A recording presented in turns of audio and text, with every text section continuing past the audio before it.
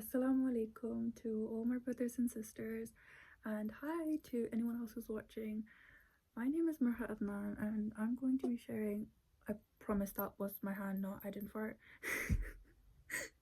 um, I'm going to be sharing my story just because why not? Like, I have nothing to lose, so I might as well just do it. I am 17 years old, I am Pakistani, and yeah, my main purpose for this is so I can perhaps become an inspiration to someone else and maybe just help them if they're going through a hard time. You know, maybe I can become a role model and maybe they can get through their hardships because of me. I would, like, my dream would come true. So yeah, just gonna start. This is totally raw, unfiltered, unscripted. I'm gonna be making a lot of mistakes. I'm gonna be saying random stuff. This is just a full heart to heart sharing my story, and I would love to hear yours too. So yeah, let's just get into it. That was so cringe. So I'm gonna start with my story first, and then I'll progress to everyone else. Well, my life basically. So when I was, for a little bit of context, my parents had a cousin marriage, and in Pakistan it's a very big cultural thing. You marry your cousins. I don't know who invented it, but someone did. So we marry our cousins, and we just kind of been with it all our lives. So my parents were first cousins, and they weren't the first in our family to be first cousins. So I'm really shivering because I'm really nervous. So excuse me. So we were, you know, typical kind of forced marriage. You know, my grandparents from my mom's side really liked my dad, and my dad's parents really liked my mom, and they had a 9-year age gap, so automatically they did not connect. I don't want to say hated, but they obviously it's really normal. Like, you see someone as your brother and then the next day you're getting married to them. Do you know how, like, and especially because the age difference was so big, it was so funny. So my mom would tell me stories. She'd be like, oh, your dad was actually my teacher, and I'd be like, oh, whoa. It's so funny. And she would tell me like stories of how, like, he would be teaching her maths, and she would still be in like elementary school, and he would be like nearly graduating university, sorry, and he was about to go like to England. He was about to like fly here, start a business, and my mom was still in school. So the age gap was obviously, you know, a big barrier between them two in their marriage, and, you know, very natural for anyone. So she got married, she got engaged at 17, my age. Don't know how she survived that, like, props to her. And she got married at 19. And then they had me. I was the firstborn, and obviously with cousins you get complications, but within our family there was none, so they just kind of went with it. So when I was born, my first 6 months were perfectly fine. I was a healthy baby, I was doing fine, and we were in Ireland back then. We are now in England now, and in Ireland my heart started failing. It started to stop working. So my mom like took us to like the GP, and they were like, oh, don't worry, she's just got like a flu, her lungs are just really congested from mucus, that's why she's having difficulty in breathing. But, you know, mom instincts, you know, she's like, no, it's a different kind of like struggling to breathe. It's not the cough kind of, because I was actually struggling to breathe. My heart is failing, you know, oxygen is not going to my body. So you could you know, you could kind of imagine how that would be. So, you know, it kept going on, and later they found out and that my heart was failing, and they were like, oh, so her heart's actually failing. So we're actually taking her in emergency helicopter to England because we have no heart treatment here. So you are going to fly to England with me, and you are just gonna go to the hospital. My dad actually had to book a flight, and my mum and me, we went through a helicopter. Yeah. Or was it my dad in there too? I can't remember. I don't know. So yeah, came in here and I got admitted here, and I was on the transplant list. So originally they told my parents that I wasn't gonna survive like more than 2 weeks, and obviously they were devastated. They were like, our firstborn child in this situation. Like, it's crazy how, you know, like what Allah's plans are. Like, we didn't even like enjoy, we didn't even see her like crawling or walking, all that kind of stuff, if it's weird or whatever. And you know, just that. And one thing about my parents, their difference in mentality was really visible. My mum, she would cry immediately, she would, you know, pray to Allah immediately, all that kind of stuff. My dad, nope, he would pray to Allah, he would not even shed a tear, and he would just, you know, face the problem. He obviously, the difference to, you know, you've kind of experienced more, you've kind of lived more, you have different attitudes. My mom was just like 22, I think. You know, she was, I wouldn't call her weak, but she was emotional. And now she is the person that I look up to the most. Like 17 years later, guys, trust me, things can change. So my dad, see, my mom was crying a lot because, you know, she's the mom, she's more emotionally attached, physically attached. You know, I was in the womb for her, in her for 9 months, so you know, she's the mother. So obviously she was crying, and then my dad picked her up, and he was like, Sana, my mom's name, it's like, Sana, you know, this is all Allah's plan. There's no point in fighting against it, because who are we to fight against Allah? So, you know, just accept it, ask Allah for help, and let's face this together. And my mom said that she felt something for my dad when I was born. When I got the disease, she kind of felt like this man's gonna stay with me through everything, and she was 1000 million gazillion % true. This man fought with her every single step of the way, every single hurdle, every single life, every single bit in life that Allah could have thrown towards us. So I'm really proud of him, and I'm really proud to call him my dad. But anyways, so yeah, they just kind of accepted it, and they were like, no, we'll try for the donor, because if you try, you might get something out of it. If you don't, that's just pointless. So he was like, we'll try. Alhamdulillah, 2 months later, when I was 9 months old, about 9ish months old, I found the doctors found a donor for me, and it was a perfect match.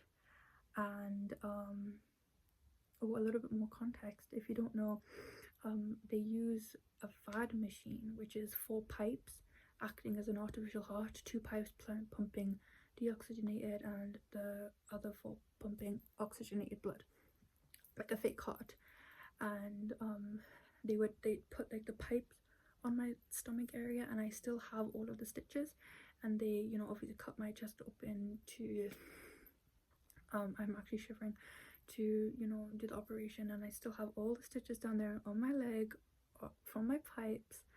And it's just a beautiful thing, honestly, for me, because it just shows that I went through this, even though I was a baby and I don't remember any of it. But you know, it's something that kind of marks my strength, so it's just something I really like. And they were really happy. You know, they obviously got told to take a few precautions after heart transplant. You know, showed stuff that I couldn't take because of anti-rejection issues. or, you know, other stuff, you know, just take it easy on like the running and all that kind of stuff, and just whatever the doctor said. So I think the first few months, mama especially, she was really cautious. Like if I'd be running around too much, she'd be like, calm down, you know, we're not going anywhere, calm down. But my dad, he would always be like, no, go run faster, you know, go run like another lap around wherever I was. So he would always be the pushy one, and my mom would just be like, whoa, slow down. So yeah, that was that. Then, and I forgot to mention the disease that they said that I had. They said it was mitochondrial disease. It was caused by something to do with the mitochondria, either I think them not functioning properly. And originally they said that this disease can affect the legs, and they said that like in a few years she would like, her legs would like completely stop working and she might even be brain dead. That's what they originally said. But 17 years later, they found the actual cause of the disease, which we are really happy about. And it's something that I'll get into later on. But oh wait, I'll just say now. What's the point? It's basically a gene. What is the gene's name? TN313? It's something along those lines, I don't remember. And they basically said that this gene, it's all about mutations, and we all know how biology works. Like, you know, this gene was in my grandparents' generation, probably about that time, maybe one generation up, not too long ago, came down, and, you know, my grandparents, they were all a carrier of that gene. They only had one copy, and then my dad, my mum, they both had one copy, and then they both, you know, came together, and then it could be 1 in 4 chance that they have a girl that has that is one carrier of that gene and then a normal gene, then a boy, one carrier of that gene and then a normal gene, and then a boy or a girl with none of that gene, like they're not a carrier at all, or a boy or a girl with both of the genes. Fortunately, I was that 1 in 4 chance, that 25% chance, where I had both of the copies of the gene, and that gene only affects the heart.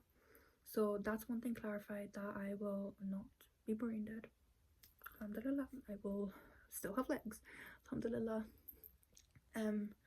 You know, so that's a good thing. They clarified that the gene only affects the heart and not anything else. So the gene's done what it needs to do. And they said that I'm so happy about this. They actually said that you can't marry within the family. Well, you can marry within the family, but they'll have to get tested, and the risk is really high of you getting that gene, because I'm already a carrier. I've got 2 copies, and if my cousin or whatever has 1 copy of that gene, then there's a very high chance that my kids will have 2 copies, and then they will have the same issue, and obviously we don't want that. So there is a 95% risk that my kids, if I marry within the cousin, within my family, have the same disease that I do. If I don't marry within the family and I marry outside of family, there is a 10% risk. So we know which one we're gonna pick. And that movement, I know what you thought. No, we're not doing that. So yeah, everything was fine after heart transplant. My parents never made me feel like I was different, you know, always treated me as a normal child. They were like, so what if you have to take a few tablets here and there? Okay, so, you know, be special, go out and conquer the world. So life was really great after transplant, alhamdulillah. Well, sort of. I'll get to that bit later. Until year 5, I was on tacrolimus from my heart transplant all the way until year 5. And in year 5, I started developing eczema. And obviously, as a growing girl who was going into her teenage years, eczema was not the best thing to have. You know, it was everywhere. It affected my neck, my whole entire body except for my face, which is really weird, and my scalp even, but not my face.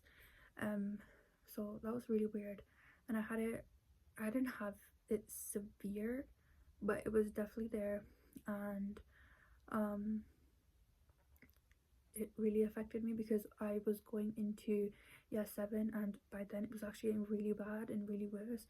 My hands would be covered in blood and scars like all the time, and it would be really painful. And I remember when I would have cuts on my arms, I would wrap them up in cream. Like I would lather on cream and I would wrap them up and just kind of sleep like that because like it hurt so bad to move. And I remember, oh my god, it hurt so bad to go into the shower because I had cuts and scratches and blood just dripping from my body, and the water would get inside the cut, and oh my god, it was so bad. It was so bad. It was so painful. And I remember when I was in the shower once, I was like, ya Allah, why can't I just even have a shower in peace? Like I want just to have a normal shower. Because my mom was like, oh, my mom was talking to someone and she was like, I love taking long showers, and I'm like, I wish that could be me. Like I was about 9-10 years old, about, yeah, 9-10 years old, 12 going into 13 maybe. I was like, I need this to stop. Like I want to take a long shower too. Like it's relaxing for others and it's painful for me. It's like getting a cut, getting sanitizer in a cut, you know how much that stings. So getting water into my cuts was not nice. So that went on for a couple of years. With age, the doctors would say with age it will get better. Mine with age got worse. By year 9 and 10 it was really bad. Yeah, it was really bad. And I was obviously feeling really insecure because, you know, a teenage girl at this age, you know, she wants to fit in, she wants to like, you know, kind of be with, you know, just kind of blend in with the crowd. And then me having like scars and scratches all over my hand was not helping me. So I would come home and I was like, why won't this thing just go away? And I was so grateful it didn't affect my face. Like I don't know how it didn't, but alhamdulillah, it didn't. Yeah, and then alhamdulillah, I do not remember, was it in year 10 or was it in year 11? I'm in year 12 now, but I think it was in about year 10, middle of year 10. My dermatologists, like our whole department, introduced this injection called Dupilumab, and we have to take that injection once every 2 weeks. And oh my god, whoever created that injection needs like a full-on palace built. Like I'm not even joking. Within the first dose, I'm literally not even exaggerating, within the first dose my eczema gone. Who had eczema? Not me. It was gone. It was like I never had it. The only thing that was left was my scars. I still have them, but I don't mind scars that much. It was the eczema that was really bothering me, and for the first time in years I could take a shower in peace. And boy, let me tell you, I took long showers after that. Yeah, it was just really nice, and I was so grateful. I was like, finally my eczema's gone. Like I can't believe it, but it's finally gone. I'm so grateful. And yeah, that was, yeah, I was just really happy. And was really happy. My hands started getting a lot better. There's definitely scars. It's definitely scars. They're definitely getting lighter though, which I'm happy about. But yeah, I was really happy that I didn't have any more eczema. You know, I could kind of breathe in peace. But yeah, I did have to take care of my skin on top, you know, use specific shampoos, moisturize, and with time it just got better, so alhamdulillah. And then we actually found out back in about 2019 that tacrolimus, the medicine that I was on, isn't the only option for anti-rejection medicine. We found there was another one called cyclosporin, and tacrolimus actually causes dry skin. And we found out that that is why I got eczema. I developed it a bit later, but that's why I got eczema. And my sister, she had severe eczema. I'm literally telling you, blood from head to toe, pus, you know, her skin would peel off, her her you know, her skin color was my color, and when she was a kid, and then when she developed it, it became brown. Like, I'm not even joking, it like burned her skin off. And we tried so many chemicals and so many creams and so much on that poor girl. We were like the dermatologists used her as a little flipping test experiment, and it was, I'll get into that later. But yeah, so we found out that tacrolimus causes dry skin, and we were like, why didn't no one tell us before? So we immediately switched to cyclosporin, and eczema stopped because of that too, and because of the injection. That was a plus point. Unfortunately, cyclosporin causes really thick hairs, and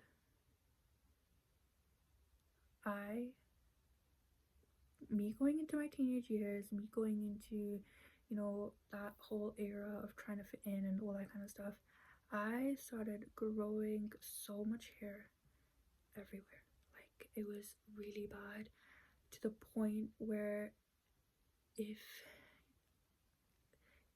I think it's PCOS, where you've got like a literal beard, that's how my hair was. It was really bad.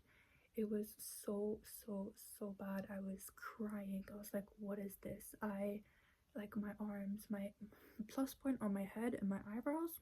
That's a plus point. Like, look at my eyebrows now. Like, I don't even, like, I clean them, but this is all, like, I'm not even joking. This is my natural brow. So that's a plus point.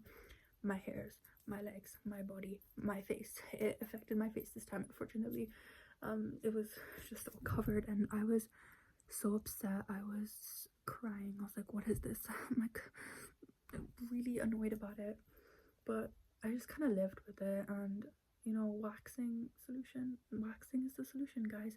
I'd rather wax every week than have eczema again, because I can take showers in peace. So, you know, that's that. And yeah, you know, after that, alhamdulillah, just good life, still growing, still going, still learning about stuff, things, whatever. I'm really proud of the life I've lived, and I don't say this enough because I find it cringe, but I'm happy that I lived it the way I lived it, because if I had lived it any other way, I would have regretted how I lived it. That made no sense. This is how you can tell that this is unscripted.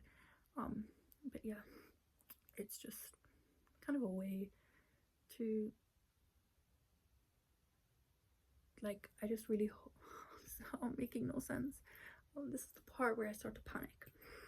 Like, I hope my story can help anyone else going through it, because I know a lot of girls who try to fit in, who try to, you know,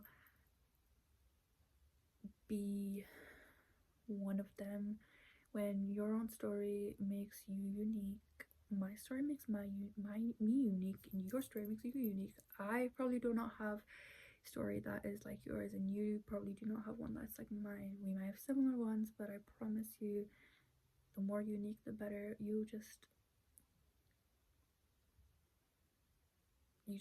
you know, just kind of live with it. Like, I hope, if you are insecure, I mean, I think you can tell from my story, I was really insecure, you know, at lots of points, and I think every young teenager is.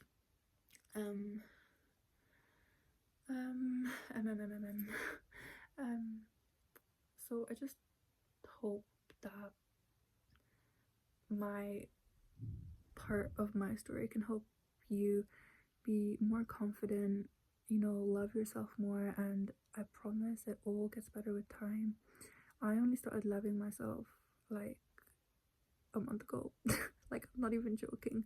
That is what persuaded me to film this video, because I was really hesitant. I was like, what are people gonna think? And then I was like, I'm not gonna worry about people think. I'm not gonna take them in the grave with me. Do you know what I mean? Like, I have one life. Why not take the risk? So I'm just yapping, I'm waffling at this point. I have no idea what I'm saying. I hope this makes sense to anyone who reads this, not who reads this, who watches this. And yeah, that's my bit of the story done. Head to part 2, which is going to be my sister's, because if you think the story ends there, you are far from the truth. So head there, and I will also be there in a minute. This is so cringe. This is so cringe. What is this, guys? Yeah, but I'm gonna go make part 2 now, and I'm gonna see you there. And yeah, I love you. I love you so much, and just know that you're worth it.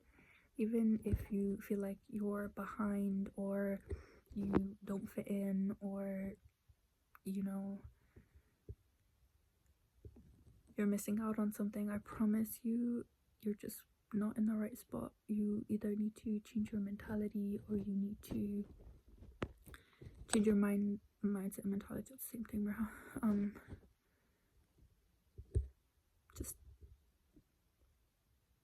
Just go outside and take a walk. Like, I'm not even joking.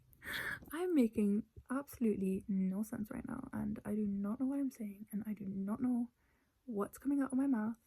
So this is the sign to end the video here, and I'm going to be sharing my sister Fatima's story next, and I hope you enjoy it. And this video is really long, and yeah, I love you.